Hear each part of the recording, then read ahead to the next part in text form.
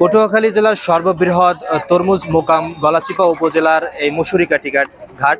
এখান থেকে দেশের বিভিন্ন প্রান্তে তরমুজ পরিবহন করা হয় এবং এই ট্রলার থেকে তরমুজ নামিয়ে ট্রাক যোগে দেশের বিভিন্ন প্রান্তে পাঠানো হয়। আজকে গলাচিপা এই তরমুজ ঘাটে পরিদর্শনে এসেছিলেন পটুয়াখালী পুলিশ সুপার মোহাম্মদ আবু ইউসুফ এবং তার সাথে ছিলেন গলাচিপা পুলিশ সার্কেল নুরুজ্জামান মিয়া ও গলাচিপা থানার অফিসার ইনচার্জ জিল্লুর রহমান। তারা কিন্তু এই ঘাট পরিদর্শনে এসে শ্রমিক কৃষকদের সাথে কথা বলেছেন এবং কোনো ধরনের যেন চাঁদাবাজি না হয় এবং তরমুজ পরিবহন করতে গিয়ে কোনো ধরনের ঝামেলার যেন না পড়ে সেক্ষেত্রে কিন্তু তারা বিভিন্ন দিক নির্দেশনা দিয়ে গেছেন।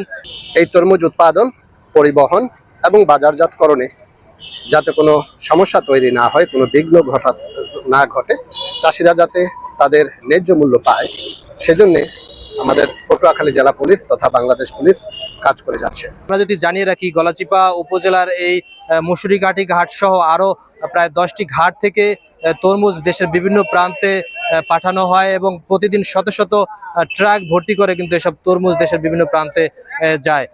এবছর কিন্তু তরমুজের ভালো ফলন হওয়ায় কৃষকরা এবং শ্রমিকরাও কিন্তু খুশি এবং প্রতিদিন সকাল থেকে রাত পর্যন্ত এই কর্মযজ্ঞ চলে এবং এই তরমুজ ঘাট ঘিরে কিন্তু একটি অর্থনৈতিক অঞ্চল সৃষ্টি হয়েছে এবং এখানকার তরুণ এবং যুবকদের মধ্যেও কিন্তু একটা কর্মসংস্থানের সৃষ্টি হয়েছে।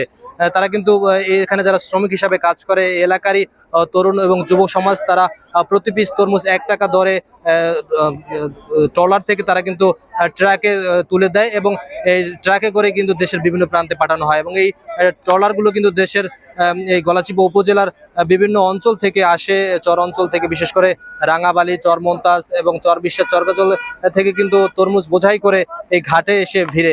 এই ঘাট সহ এখানে কিন্তু আরো কয়েকটি ঘাট রয়েছে। এছাড়াও গলাচিপার প্রাণকেন্দ্র হরিদেবপুর ঘাট রয়েছে, সেখান থেকেও কিন্তু তরমুজগুলো দেশের বিভিন্ন প্রান্তে পাঠানো হয়। তো এই ছিল গলাচিপা উপজেলার তরমুজ মৌসুমে তরমুজ ঘাটের সর্বশেষ তথ্য।